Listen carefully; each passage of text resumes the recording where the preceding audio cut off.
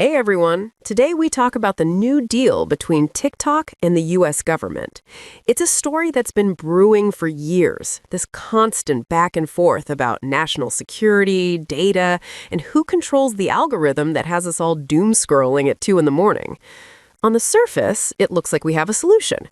A new US-based company, reportedly named TikTok USDS Joint Venture LLC, is being formed to oversee TikTok in America. Big American names like Oracle are involved as a trusted security partner, and ByteDance, the Chinese parent company, is supposed to take a back seat. But the more you dig into this, the more it feels like we've just slapped a new coat of paint on a building with some serious foundation issues. The central conflict here isn't just about one app. It's a clash of titans, a global power struggle over technology, data, and influence. And you and I, we're right in the middle of it.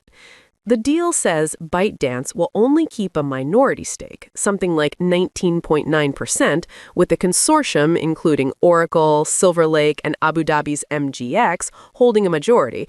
But critics are already pointing out this looks suspiciously like the old Project Texas plan that was shot down before, a plan that many, including some U.S. lawmakers, called a marketing scheme.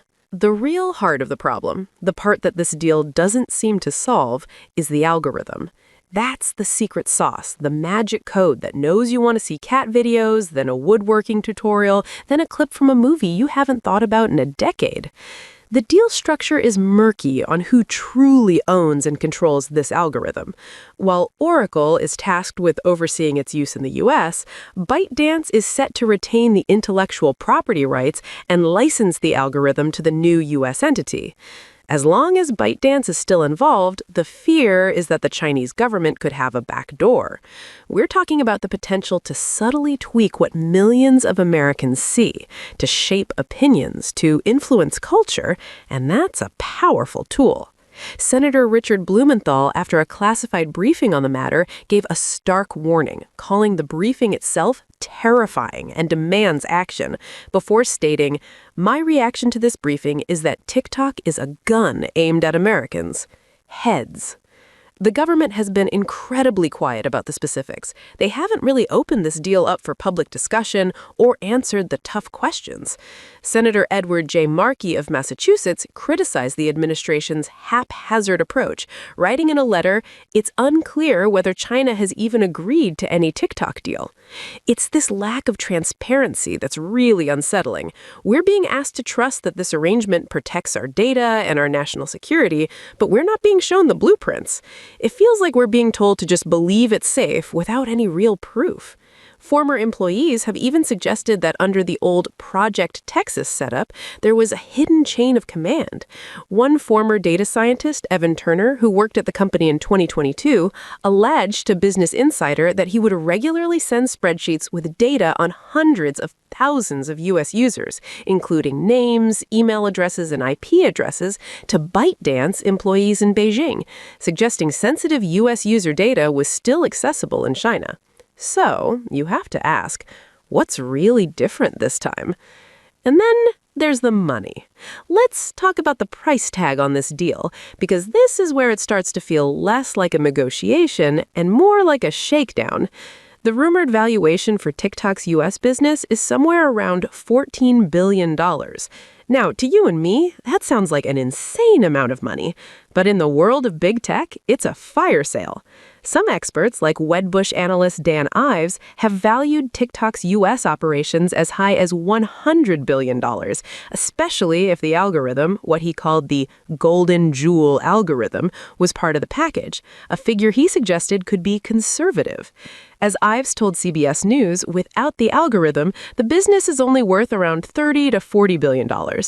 Forbes noted that other valuations ranged from $55 billion to as high as $132 billion, depending on the methodology. So $14? That's not just a discount, it's a steal. You can see why this has caused an uproar in China. Imagine building a global phenomenon, a platform with over 170 million users in the US alone, and then being forced to sell it off for what many see as pennies on the dollar. On Chinese social media platform Weibo, the reaction has been furious. People are calling it daylight robbery, a sentiment echoed by Chinese foreign ministry officials who have previously described the pressure campaign as sheer gangster logic. The sentiment isn't just about business, it's about national pride. Many are saying this is America using its power to kneecap a competitor it couldn't out-innovate. They see it as a geopolitical move disguised as a security concern, a way to maintain dominance. Some Chinese netizens have even said that if ByteDance agrees to such a deal, it would be an act of treason. The Chinese government itself, through state media like the People's Daily, has now framed the final deal as a win-win, but had previously said it would rather see the app banned in the U.S. than be sold off under these kinds of conditions. It really puts the whole situation in a different light. So where does this leave us? We're caught in a technological Cold War, and this TikTok deal is just the latest battle. It raises some really tough questions about fairness, power, and what's next for the global internet. Are we heading towards a future where the online world is split, where your digital experience depends on your passport? The U.S. government, through officials like U.S. Trade Representative Jameson Greer, says this is about protecting Americans. Speaking on Fox Business Network, Greer assured that the deal ensures user data doesn't go back to Beijing. But by forcing a sale at such a low price, it also sends a chilling message to any foreign tech company that finds success in the American market. Get too big, and we might just take it from you.